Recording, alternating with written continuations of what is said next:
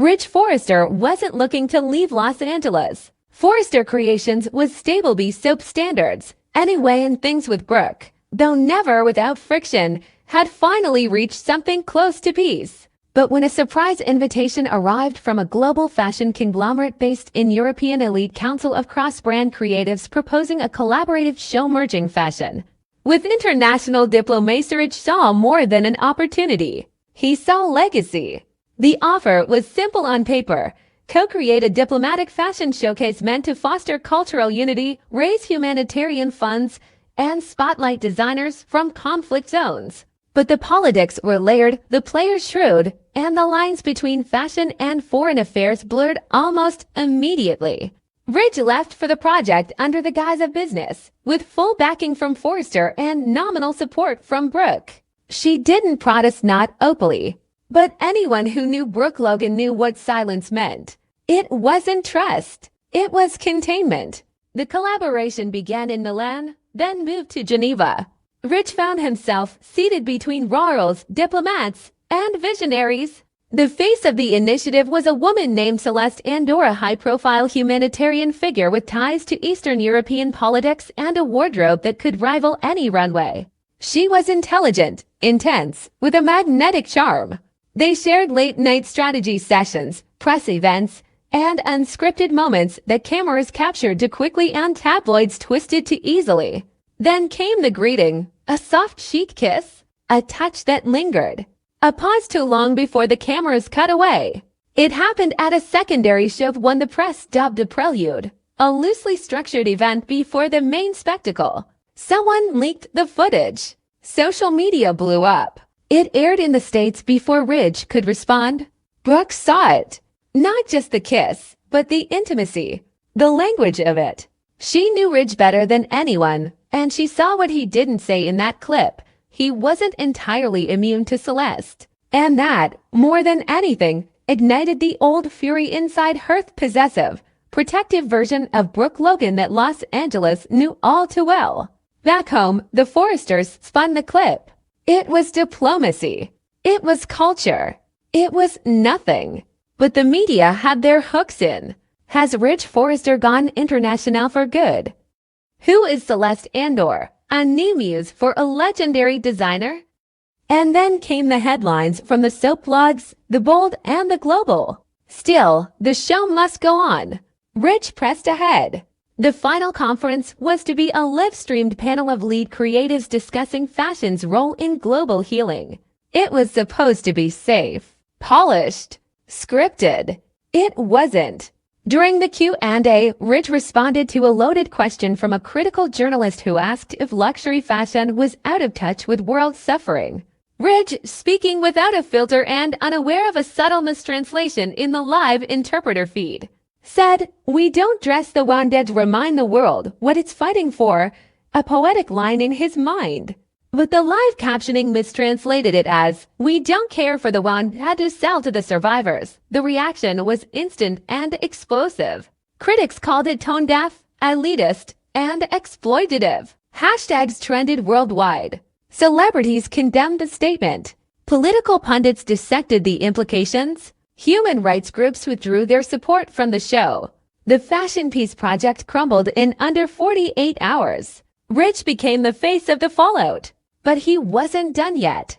Rather than issue a blanket apology or let Forrester PR handle it, Ridge boarded the next flight back to Los Angeles. He arrived at Forrester Creations unannounced, walked into the boardroom mid-meeting, and told everyone what happened. The raw truth. No spin. No prepared statements. Eric, seated beside his stone-faced Brooke, looked torn between disappointment and admiration. Steffi demanded damage control. Thomas, who had been waiting for Ridge to trip, stayed silent, calculating. And Brooke. She didn't speak at all. She stood, left the room, and didn't look back. Still, Ridge had work to do. He moved quickly, organizing a new Forrester initiative designed not to smooth over the PR mess but to rebuild trust. A charitable design competition for refugee artists. Full funding, zero profit. All exposure and proceeds directed toward displaced communities. Ridge fronted the campaign himself, publicly acknowledged the mistranslation, and accepted responsibility for the fallout.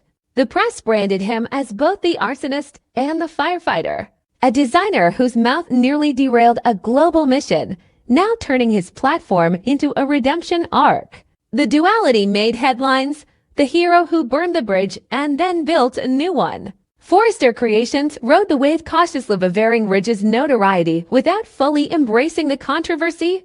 But back at home, the consequences were more personal. Brooke finally confronted Ridge not about Celeste, or the show, or the press, about the pattern, about how every time he chased a legacy or a dream outside Los Angeles, it cost them something. Sometimes trust, sometimes years, sometimes everything. Ridge didn't deny it. He told her the truth, that he believed in the mission, that he got swept up, and that he let his ego speak before his brain caught up.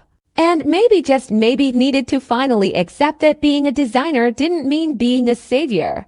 Brooke didn't give him forgiveness that night, but she didn't slam the door either. Which, in Ridge's world, meant there was still something left to salvage. The media moved on eventually, as it always did, but the soap world didn't forget.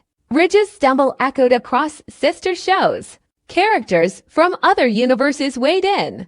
Rumors swirled of crossovers, statements from other fashion titans, cameos. For a moment, Ridge wasn't just the center of the bold and the beautiful. He was a disruptor in the entire soap multiverse. And still, the legacy remained. Because even in scandal, Ridge Forrester knew how to command the room. And somewhere beneath the damage, the disappointment, and the politics that sparked one, Brooke fell in love with all those years Aga still burned. Maybe dimmed, maybe scorched, but alive, waiting for the next fire. Ridge Forrester wasn't supposed to be in Beyond the Gates. The limited docudrama series set in the elite enclaves of Monaco had nothing to do with Forrester Creations, at least not on the surface. But a last-minute casting change, a favor called in by a fashion contact, and a brief cameo turned into a multi-episode arc that placed Ridge squarely in the spotlight of a new audience scene. More dangerously, into the orbit of Dani Milan. Dani was no stranger to power manipulation. A former political attaché turned fashion diplomat, she had crossed paths with Ridge briefly in Milan years ago. Nothing had come of it until now. On Beyond the Gates, cameras caught what was meant to be a scripted backstage exchange between Ridge and Dani. But what followed went far beyond the script. Their chemistry ignited almost instantly. Viewers noticed. So did tabloids. What was intended to be a one-time appearance became a running subplot, and Ridge, charmed and unguarded, played right into it. Brooke Logan saw it all. Back in Los Angeles, she watched the first episode expecting fluff. What she saw instead was intimacy she hadn't received from Ridge in months. The way he looked at Dani. The way he leaned in. The way he laughed. Brooke knew that laugh. It wasn't acting. The Forrester offices exploded with speculation. Media outlets ran dual campaigns, one heralding Ridge's reinvention on the global stage, the other questioning his loyalty to Brooke. Shareholders raised concerns. Employees whispered. Designers clashed on whether to ride the wave of the new Ridge and Dani heat or defend the sanctity of the Forrester brand that Brooke still represented publicly. Ridge returned to Los Angeles 6 days after the final episode aired. By then, the headlines had moved from unexpected chemistry to "Is Ridge leaving Brooke for Dani?" And in true Ridge fashion, he didn't deny it. At a press conference meant to unveil Forrester's upcoming campaign, a reporter baited him with a question about Brooke's reaction to the series. Ridge's answer? Cool. Calculated. Clear. Sometimes chemistry on screen reflects what's really happening off screen. I'm not ashamed of that. Brooke wasn't at the press conference, but her phone exploded. The fallout was immediate. Rumors turned to frenzy. The fashion world picked sides. Logan loyalists blasted Ridge for disrespecting Brooke in such a public, pointed way. Others saw it as a bold move toward creative and emotional freedom. Social media ignited, turning Dani into both icon and villain overnight. Inside Forrester Creations, the split was visceral. Eric called an emergency board meeting. Steffi and Thomas fought over whether to distance the brand from Ridge's personal scandal or lean into the publicity. Hope refused to comment, focusing instead on shielding Brooke, who had all but disappeared from public view. Ridge, on the other hand, didn't retreat. He doubled down. He invited Dani to LA. Not quietly. Not privately. Publicly. A red carpet appearance at the Fashion Through Borders Gala. Dani stepped out in a Forrester original designed by Ridge himself. Cameras went wild. The shot of Ridge guiding Dani down the carpet, hand at the small of her back, made front-page headlines across fashion news. The message was clear. This wasn't a fling. This was a takeover. Brooke emerged from hiding today's Latinate with an interview, but with action. She walked into Forrester unannounced, flanked by Hope and Katie, and went straight to the executive floor. Ridge was in a fitting session. Dani was there. Brooke said nothing at first. She simply stared. When Ridge tried to speak, Brooke cut him off. "You could have ended it like a man," she said. "Instead, you turned your midlife itch into a marketing strategy." Dani interjected swiftly, calmly, but Brooke turned to her like a storm. "Don't mistake camera angles for connection. You don't know him. You just met the version of Ridge that disappears when things get complicated." Tension broke into shouting. The confrontation escalated. Security was called but held back. Phones recorded. By the time it ended, Brooke had thrown a folder of past campaign notes at Ridge's feet and walked out without looking back. But the confrontation wasn't the climax. It was the prelude. The real eruption was yet to come. By the end of the week, word leaked that Dani had been offered a consulting contract at Forrester Creations. Speculation turned to certainty. Ridge was making room for her permanently. Brooke, livid but strategic, contacted her attorneys. A clause in the Forrester Charter gave her voting power under specific conditions, in being if the brand's public image was threatened by executive misconduct. She called an emergency vote. The meeting was set for the end of the month. The tension building toward it was palpable. Alliances formed behind closed doors. Old enemies reached out to old friends.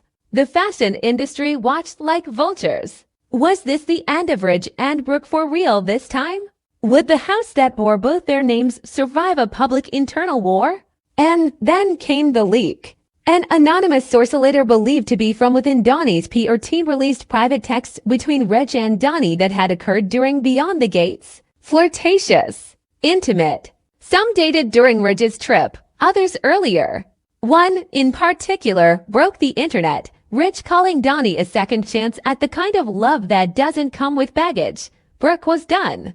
The gloves came off. She gave an exclusive interview to a global fashion publication, telling her side. Calm. Controlled. Devastating. She didn't attack Ridge, but she made it clear he had betrayed not just her but the brand they built together. "Ridge Forrester," she said, "was once the man who taught me to love. Now he's teaching the world how fast you can forget." The article went viral. Forrester Creations stock dipped slightly. Orders were delayed. Clients grew uncertain. The board grew restless. Ridge remained unmoved, at least in public. But inside, cracks began to show. Dani, once confident, now felt the heat of being the interloper. Her interviews were parsed for malice. Her social media trolled. Designers pulled out of her upcoming showcase. And in the quiet moments, Ridge began to see what Brooke had warned him about. Passion without foundation was just fire with no place to burn. Still, the meeting loomed. The final Friday of the month arrived. Brooke entered the boardroom in white. Dani wasn't invited. Ridge sat at the head of the table, flanked by Thomas and Steffi. Eric was remote. Hope, present. Katie, silent but ready. The vote was simple. Should Ridge be censured for misconduct and conflict of interest, thus limiting his executive power for one fiscal quarter? Brooke argued yes. Ridge defended himself. Voices rose. The future of the brand teetered. Then Ridge surprised everyone. He abstained. I won't defend something I can't control anymore, he said. If this is what it takes to move forward, so be it. The vote passed. Ridge lost his majority voice on creative direction for now. Dani announced she was stepping back out of respect for the legacy of the brand. She left LA the next day. No goodbye press. No final photo. And Ridge. He walked into his old office, looked out over the skyline, and sat alone. Brooke never came back that night, but her perfume still lingered in the room. And Ridge, for all his swagger and rebellion, realized the fire he chased had cost him the flame that once lit his whole world.